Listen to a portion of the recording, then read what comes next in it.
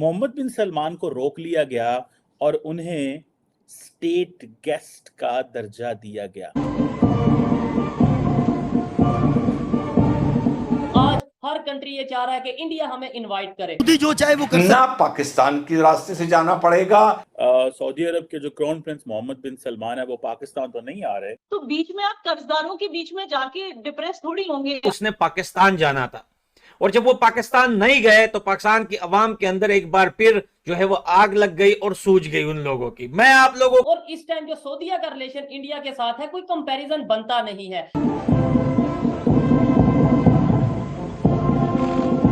Saudi Arabia का वो पाकिस्तान आने वाला है, सबने कटोरे रेडी रखे हुए थे। सारे इस्लामिक कंट्रीज अपने इंटरेस्ट बेस्ड डिसीजन लेते हैं। Bilateral trade between both the countries that is around 53 billion US dollar.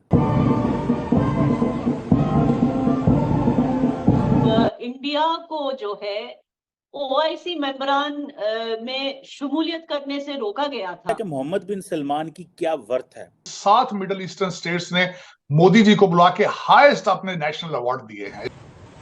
तो आज एक दिवसीय स्टेट विजिट है जिसमें मोहम्मद देख के कहते हैं तू शबाज शरीफ फिर मंगना आ गए हैं जिन पर करार की उम्मीद है। This is your personal issue. Kashmir is not an Arab world's issue और Kashmir is not a Muslim world's issue. हमारे YouTube चैनल हिंदुस्तानी हाइट्स में आपका स्वागत है। दोस्तों, जैसा कि हम सब जानते हैं कि नई दिल्ली में इस समय G20 की महत्वपूर्ण बैठकें चल रही हैं और लगभग उनका समापन होने वाला है। सभी महत्वपूर्ण अतिथि अपने देशों को प्रस्थान कर चुके हैं, लेकिन सऊदी अरब के क्राउन प्रिंस मोहम्मद बिन सलमान एक दिन के लिए एक्स्ट्रा दिल्ली में रुके हुए हैं। उन्हें राजकीय मेहमान का दर्जा दिया गया है और उन्हें गार्ड ऑफ ऑनर दिया जाएगा। इस बात को लेकर पाकिस्तानी मीडिया में काफ़ी मिर्च लगी हुई है, क्योंकि मोहम्मद बिन सलमान को पहले पाकिस्तान जाना था, लेकिन उन्होंने पाकिस्तान जाने का कार्यक्रम कैंसिल कर दिया और पाकिस्तान के सबसे बड़े पालनहार सऊदी अरब के किंग जब पाकिस्तान नहीं जाएंगे तो पाकिस्तानियों का क्या होगा। पाकिस्तानियों की हालत ख़राब है इस समय कि अगर हमें इस तरह दान भीख नहीं मिलेगी तो हम किस तरह जिएंगे। सऊदी अरब के पैसों से ही पाकिस्तान का पालन पोषण आज तक होता रहा है, लेकिन भारत की तरफ बढ़ते हुए सऊदी अरब के हाथ देकर पाकिस्तान बहुत परेशान है। सऊदी अरब के जो क्राउन प्रिंस मोहम्मद बिन सलमान है वो पाकिस्तान, लेकिन भारत के अंदर इस वक्त हिज रॉयल हाइनेस मोहम्मद बिन सलमान और प्राइम मिनिस्टर मोदी जो हैं वो एक first leaders meeting of the strategic partnership council जो उन्होंने एस्टैब्लिश की है उसको लीड कर रहे हैं। देखें, नरेंद्र मोदी को इस चीज़ का अंदाज़ा है कि मैंने मोहम्मद बिन सलमान और सऊदी अरेबिया को कैसे डील करना है।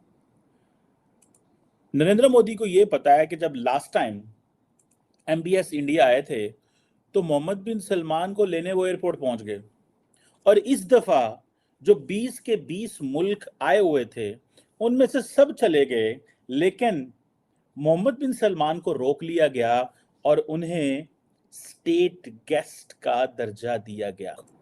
ये बेसिकली नरेंद्र मोदी ने बेसिकली इनवाइट किया है हिज रॉयल हाइनेस को कि आप 9-10 के लिए तो आए लेकिन अब 11 को रुकें, उस दिन हम आपको स्टेट गेस्ट का दर्जा देना चाहते हैं।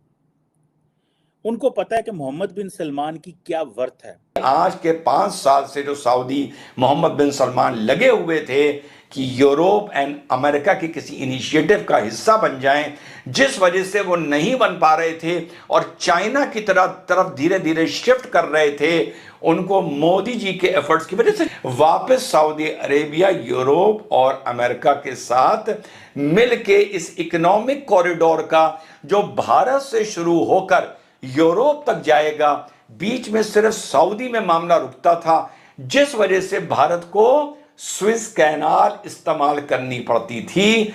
अब भारत को इजिप्ट की स्विस कैनाल ना तो इस्तेमाल करनी पड़ेगी, ना पाकिस्तान के रास्ते से जाना पड़ेगा, और सबसे बड़ी बात जो गेटवे टू यूरोप तुर्की कहलाता था उसको भी बीच में से माइनस कर दिया गया है। सऊदी अरेबिया वहां क्यों नहीं गया, वही बात है। देखिए, जब आप एक्साइटेड हैं कि आप कहीं पे जा रहे हैं, किसी बड़े जश्न में जा रहे हैं, तो बीच में आप कर्जदारों के बीच में जाके डिप्रेस थोड़ी होंगे। आप ये सोचेंगे कि हम सीधे यार हम सच धज के अच्छे से तैयार होके हम सीधे इंडिया ही चलेंगे। शायद उनके माइंड में ऐसे कुछ हुआ होगा, इसलिए वो सीधे आ गए हमारे पास। उनको पता है पाकिस्तान जाने से क्या होगा, ठीक है, फिर से लोन मांगेंगे, हम कहाँ से डिनाई करेंगे? इस टाइम जो हमारा रिलेशन सऊदीया के साथ है और इस टाइम जो सऊदीया का रिलेशन इंडिया के साथ है, कोई कंपैरिजन बनता नहीं है। एक टाइम पे इंडिया को ओआईसी का मेंबर नहीं बनाने दिया जा रहा था, आज हर कंट्री ये चाह रहा है कि इंडिया हमें इनवाइट करे। मैं अगर फैक्ट पे बात करूं, लॉजिकल बात करूं, तो ओआईसी ने आज तक कौन सा ऐसा, मतलब कोई ऐसा जो सा कोई मिशन हो, कोई ऐसी अचीवमेंट हो जो ओआईसी की हो, मुझे नजर नहीं आती। 2.5 साल पहले पाकिस्तान में ओआईसी की मीटिंग हुई, कोई उसका एजेंडा नहीं था डेवलपमेंट का या कोई इस तरीके से इन्वेस्टमेंट के हवाले से, जबकि इंडिया में मैं आपको ये भी बता दूं कि इंडिया के जो मुसलमान है वो भी कोई मरे नहीं जा रहे कि इंडिया जो है वो ओआईसी का मेंबर नेशन बने। आज हमारा देश जो है इस पैमाने पे पहुंच गया है, आज हर कोई इंडिया की इतनी इज्जत करता है। आप देखिए जो मुस्लिम मोहल्ले जामिया मस्जिद के आसपास दिल्ली के, वहां कितना जश्न हो रहा है, वहां कितनी रौनक है आज रात, और ये चलता रहेगा जब तक G20 चल रहा है। तो आप खुद ही इसे समझ सकते हैं कि इनको भी कोई मतलब इनको कुछ फर्क नहीं पड़ता। इन हमारे मतलब इंडिया के जो हम सारे मुसलमान हैं, हमें कोई फर्क नहीं पड़ता कि हमें ओआईसी नेशंस का हिस्सा नहीं बनने दिया गया। ठीक है जी मैम, इससे पहले जब G20 की मीटिंग्स होती रही हैं तो वर्ल्ड पावर आपस में एक दूसरे को अपनी पावर दिखाती रही हैं, लेकिन इस बार ऐसा देखने को मिला है, जो भी आया है G20 की मीटिंग्स में, उन्होंने ट्रेड की बात की है, उन्होंने इन्वेस्टमेंट की बात की है, और खास बेसिकली नरेंद्र मोदी मोहम्मद बिन सलमान को बताना चाहते हैं कि हर साल 2.25 लाख इंडियंस जो हैं, इंडियन मुसलमान हज करने जाते हैं।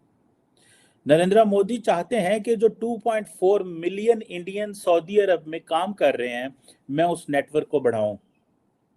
और इंडिया और सऊदी अरब को इस चीज का पता है कि इस वक्त जो bilateral trade between both the countries है, that is around 53 billion US$। असी तो जाने हैं ना, 1 अरब डॉलर मांगने हैं तो 2 अरब डॉलर का डेफर्ड पेमेंट पे ऑयल ले लेते हैं, और अब हमने उनको कहा है 25 अरब डॉलर दें, हमने यहाँ पे लगाने हैं। वो जो हमारे वज़ीर आज़म शहबाज शरीफ, साबिक़ वज़ीर आज़म शहबाज शरीफ ने कहा था कि वो सऊदीज़ हमारी इज़्ज़त तो बहुत करते हैं, प्यार भी करते हैं अमाराती सारे, लेकिन वो मुझे देख के कहते हैं तू शहबाज शरीफ फिर मंगना आ गया। मेरी शक्ल देख के उनको पता चलता है ये फिर मांगने आ गया, क्योंकि सारे वज़ीर आज़म तो चले जाते हैं। हमने 50-75 साल इंडिया को बना के रखा, उन्होंने कहा नहीं नहीं नहीं नहीं, इंडिया ना गल ना करे जी, वो तो मुसलमानों ते जुल्म करते रहे, वो तो कश्मीर ते कब्जा किया उन्हें, तो इंज किया, उन्हें तो इंज किया। उन्होंने कहा ठीक है यार, कब्जे को छोड़ो, तुम बातें भूलो, हम फलस्तीन को भूल रहे हैं, तुम कश्मीर को लेके बैठे हुए हो।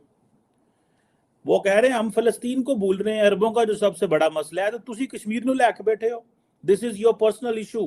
Kashmir is not an Arab world's issue, और Kashmir is not a Muslim world's issue. उन्होंने पाकिस्तान नूं खुला खुला दस दिता।